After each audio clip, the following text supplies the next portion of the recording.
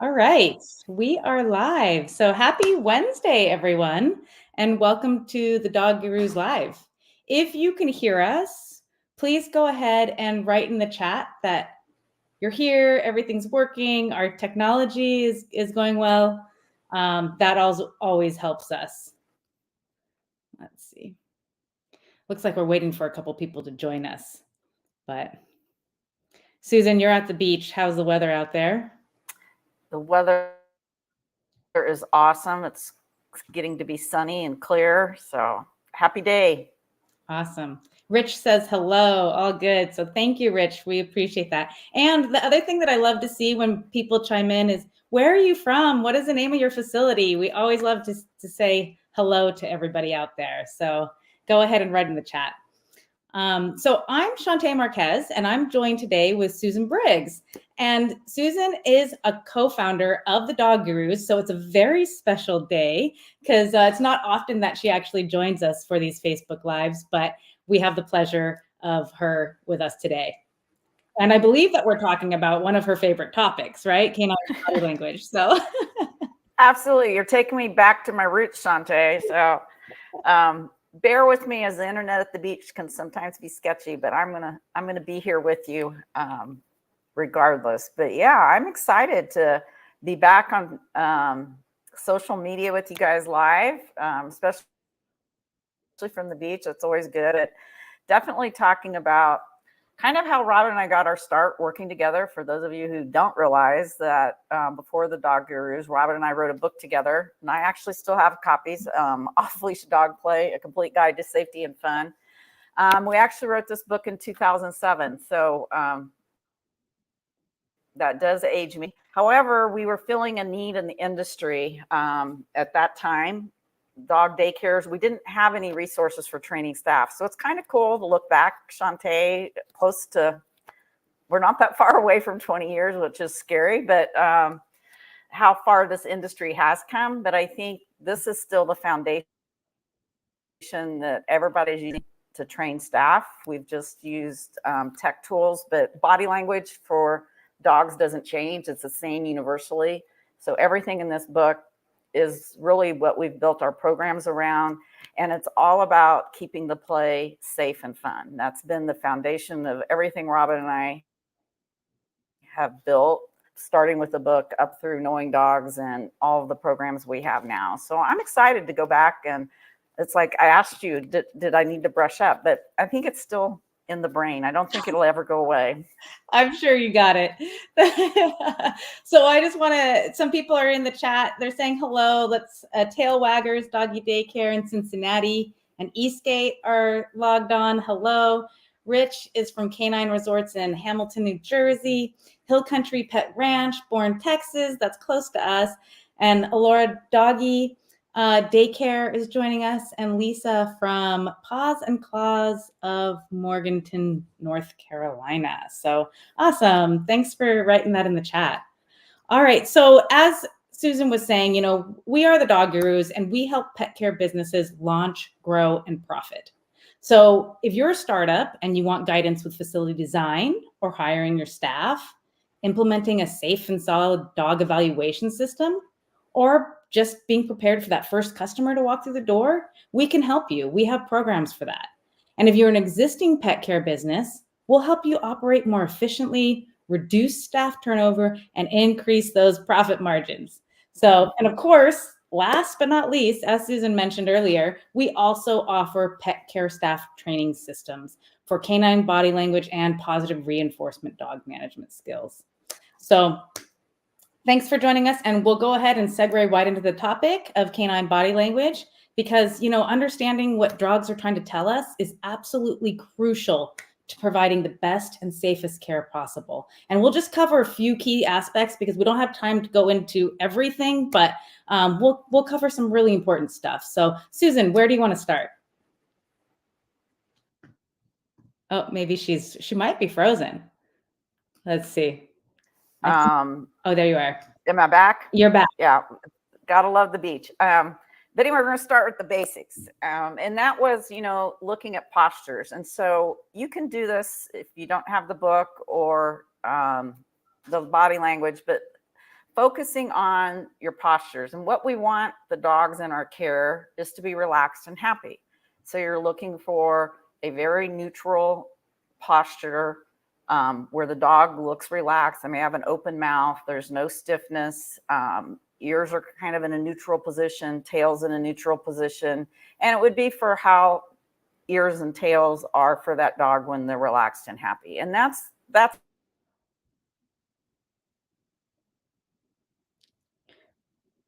We'll see if she. postures and behaviors. We compare body postures and behaviors to a traffic management signal. Most importantly, apply what they learn when they're out in the play groups with the dogs.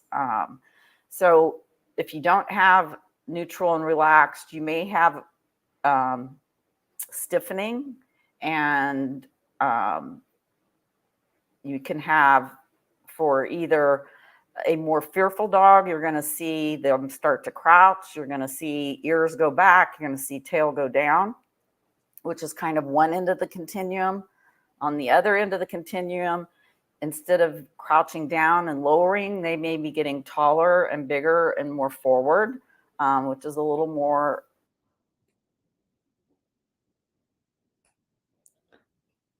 It's more dominant behavior. Yeah. Mm-hmm. And we definitely freezing in and out where you're coming back in and out. Yeah, I can kind of see when my internet signal light goes away, so I can kind of wait and come back. So I appreciate everybody's tolerance for my tech. Yeah, one of the things that I was also going to say about the relaxed body position is, that wiggly, you want to see wiggly body, really fluid body language and body positioning. And that means they're happy. It's pretty neutral. The other thing that we would always notice in our facility is, if the weight is balanced on all 4 feet, that is neutral. And as Susan was just explaining, if there's more weight on the 2 front paws, then that's more of a, inquisitive, maybe more of a dominant, very confident behavior. But if it's more of the weight on the back 2 feet, then they're a little bit more insecure, unsure about themselves. So, that was one thing that I learned from knowing dogs in Pet Guru College is balanced, equal amount of weight on all 4 feet. And that was a really good little tip. Awesome. You're such a good learner, Shantae. Yeah. So I know that there, for people who are just getting in the industry or staff that are just getting into the industry, the tail can be quite confusing for people because a lot of people think, oh, if they're wagging the tail, that means that they're happy. And it doesn't always necessarily mean that, right, Susan? Right. Absolutely. Yeah. The tail wagging is not always happy. You have to look at how high or low they're holding their tail, how fast the wag is. So I would not read the tail. Yeah. If they're big, wide things, yeah, different than versus rattlesnake, right? Exactly. Yeah. And so we kind of break it down and teach the different parts. We teach tail, ears, facial expressions, but you got to put it all together. And it takes teaching with photos, and then we go to slow motion video, and then we go to regular time, because it's like learning a foreign language, but you have to open your mind to it and learn it slowly. Yeah. Yeah, absolutely. And, when I started to teach canine body language, which was beginning to use knowing dogs and Pet Guru College with my staff, some of my staff had been there for a long time and they thought they didn't need it. But actually, once they went through the program, they learned some new things that they weren't aware of. So even if you've been doing this forever or your staff has been with you for quite some time, it's still good to review the canine body language and have them have refreshers, because sometimes you forget. Yeah, and it gives everybody a common language to talk about these things. We would talk about yellow dogs versus green dogs, and we say your groups should really be made up of 80% green dogs. You should really only have 20% yellow. Otherwise, it's very stressful on all the other dogs and your team members trying to manage. You want to have the right dogs there. And you will have, moments where dogs are yellow. Most of the times they're green. That's all right. But that's where you're wanting to really monitor, how much time are you seeing more yellow postures and behaviors versus green? Yeah. And so let's talk a little bit about those like yellow postures, and obviously red. We do not want the red lights in the group. That's like, no. Right. But let's talk about the yellow ones. So let's talk a little bit about stress signals. Yeah. I love stress signals because that's your early warning sign that a dog is starting to be uncomfortable. And that can either be, a dog that's in the group and is more, we like wallflower or shy. You want to monitor how frequently you're seeing stress signals, how many different signals, and how long they last. And the stress signals, these can be very fast. It could be a really quick lip lick. It can be a yawn. It can be moving the head, the eyes. Yeah, the whale eyes. And these can be very quick and multiple. And they may be done and over. Shake off is another one you'll see when a dog may get excited or a little overwhelmed. They shake off and then they're fine. So these stress signals are your early warning signs that a dog is uncomfortable. And that's when you need to stay observant. And again, and if it continues for, a good 15, 20 minutes, I would be taking that dog out of the group, giving them time to reset. You may try again, or you may need to find a different group for that dog to be comfortable. Yeah. Yeah. And, it's funny, the shake off, which reminds me of Taylor Swift at the moment, but the shake off, that one's funny because, even though my dog is not necessarily stressed around me, but, I love to cuddle my dog, but maybe she doesn't necessarily want to be cuddled. And I like those. I'm like smothering her. And you'll notice with your own dog, probably the next thing that they're going to do is they'll do a little quick shake off. And I think even people do that. I mean, people do. If you get into a stressful situation, sometimes you got to walk out of that room and you're like, oh, let me get rid of that energy. Exactly. It is the same thing. I believe it is. That's the same emotional state and feeling that dogs have. And if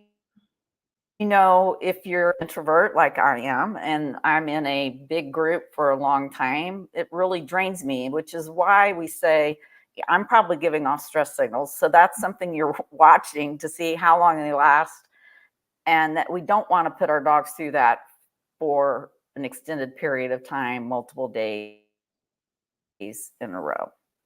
Yeah. We can find a better activity that matches them that they enjoy. And that's our whole goal. Some dogs are great in group play, but they like smaller groups. That's one of the reasons why enrichment daycare is so popular. Not everybody wants to be out in big social groups. It's kind of like going to cocktail parties every night versus intimate, hang out, happy hour with friends on your, deck. Different dogs and different people enjoy different things. So it's good in your centers to have options. And JJ's agreeing with me. Yeah. Well, and I was also going to say that, as a dog gets older too, their tolerance changes. So also be aware of that. Just like what Susan was saying, look, maybe in our 20s, we were going out to the bars or going to happy hour a lot, but at this age that I'm in now, which is my late 40s, I really don't have any interest in that much. On the weekends, we'll want to have a cocktail in the back. But, I don't want to be around a crowded bunch of people. I mean, that's very few and far between. And so the dogs also, their tolerance levels change as they get older and they get more mature.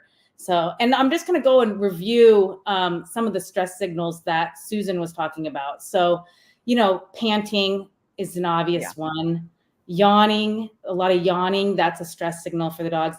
The whale eyes, which that means they're looking away, but they're kind of looking at you. That's a whale eye.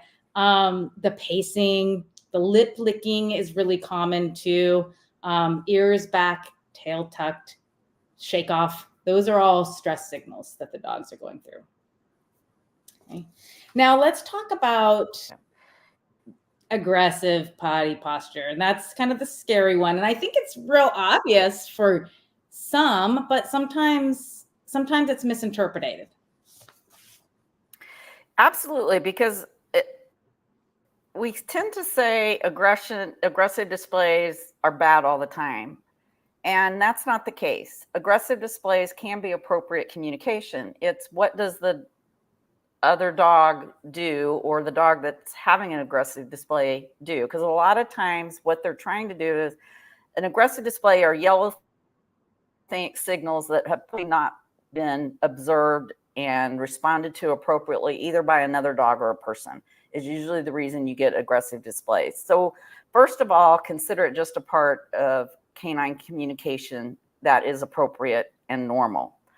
What we want to ensure is that aggressive displays stay appropriate for the situation, which in a pet care center, it's okay for a small snarl or growl if a dog is getting too close or being rude. And what can happen is you can have a young juvenile dog that will, get up and, put their paws on those of an older adult dog, which is rude behavior. So it's okay for that adult dog to snarl or growl to send the message you're being rude. And what you want to see is the younger dog go, oops, sorry, got a little out of control of myself, but I'll leave you alone. If they don't, things could escalate, which is what you don't want. So, emphasize that it should be normal communication, and at low levels in our pet care centers, it shouldn't be discouraged, because what happens if we discourage those low level growls and snarls, then the dogs go, okay, well, then I'm just going to have the outburst and a fight because you won't let me give my warnings. But, dogs that give a lot of aggressive displays in groups are not appropriate. And again, we need to find another activity for them to participate in. Yeah. And I think that is a common thing that people tend to do, is just overcorrect those vocal cues, but we want that. We really do. It's really important that they can be able to communicate that way. So some of the aggressive displays of body language also include direct eye contact with another dog. So if they're like staring at them, just like with people. I mean, if somebody's across the room just staring at you, I mean, you get a little uncomfortable. You're like, whoa, what's going on?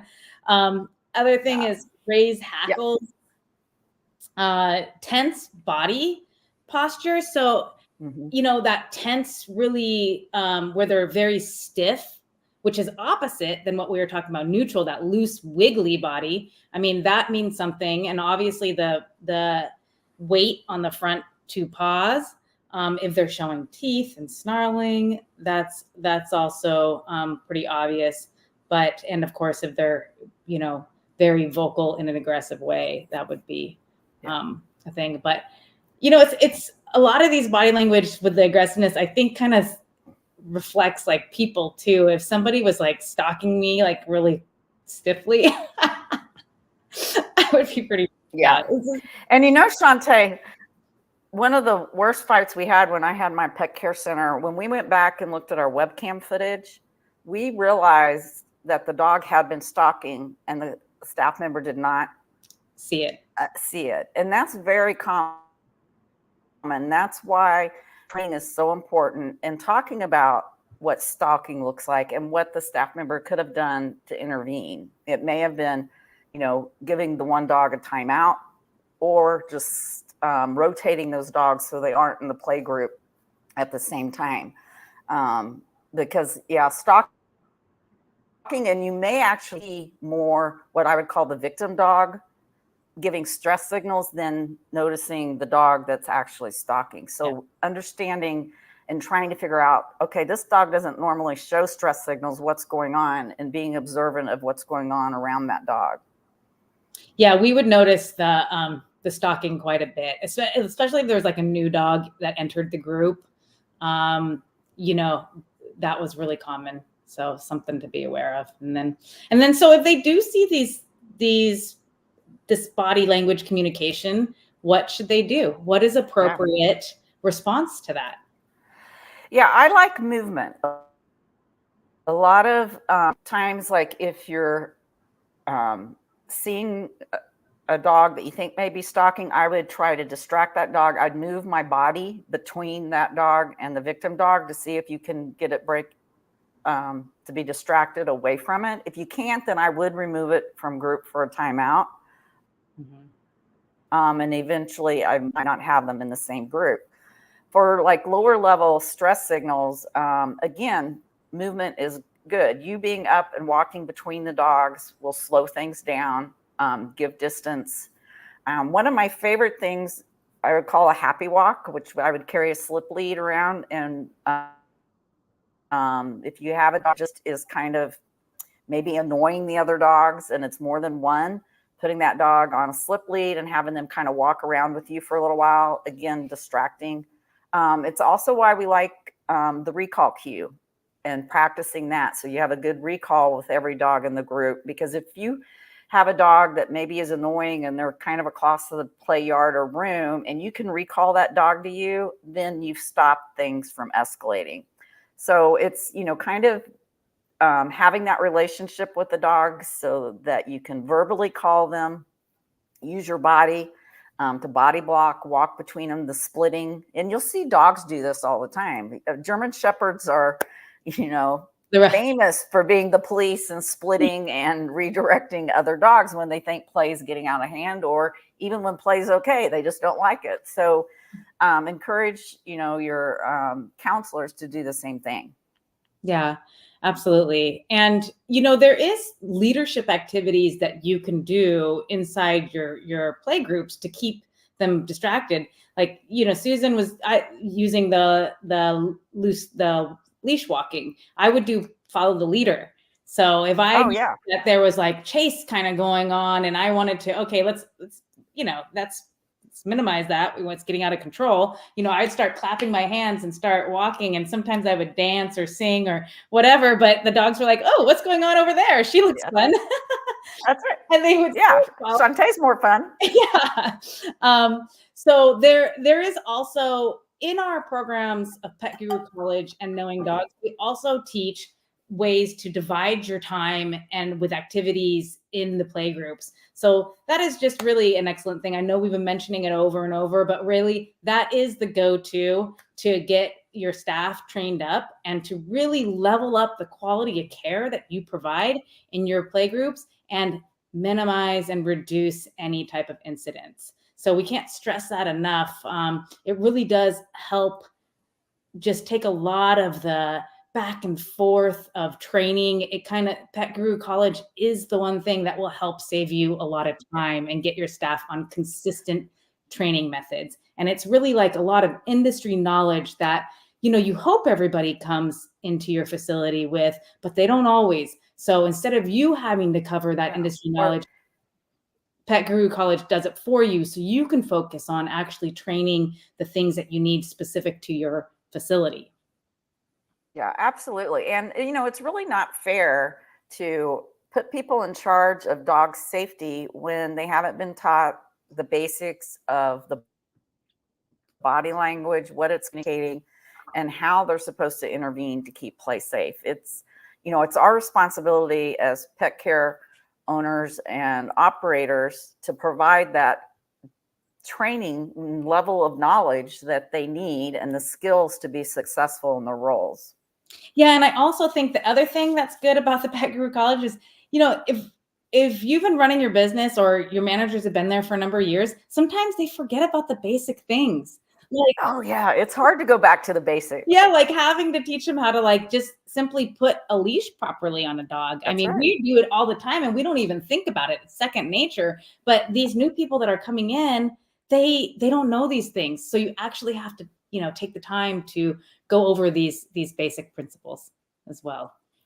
Yeah, and even if they've been in other centers, you don't know what their handling policies and philosophies and values are. And so, one thing is we are definitely all positive reinforcement. It's not physically manhandling dogs. You don't need to do that. We believe in verbal cues and using our bodies to block, but not like grabbing dogs. And so it's always good to go back to and what your expectations are on how dogs are handled and managed, and what dogs you feel are appropriate to be in your center and definitely in your play. Yeah. So I also put the link, if you're interested in learning more about Pet Guru College, I put the link in there. And actually, I just thought of it. If anybody wants a demo, I'm going to go ahead and put a link where you can set an appointment and schedule a demo with yours truly here. So I would love to show you all of the cool stuff. So go ahead and put yourself on my calendar. So we'll wrap it up. I think we covered quite a bit and gave you guys a lot to think about and learn from. And I will also welcome you to join our Facebook group called Grow Your Pet Care Business. That is a great place to make relationships with other business owners, get feedback, ask advice in a very safe space, because we really have only 2 rules, and that's 1, be nice, and no selling. So let me go ahead and put that as well in there in the chat. Does anybody have any questions before we sign off? We'd be more than happy to answer for you. I know, the time flew by, Shantae.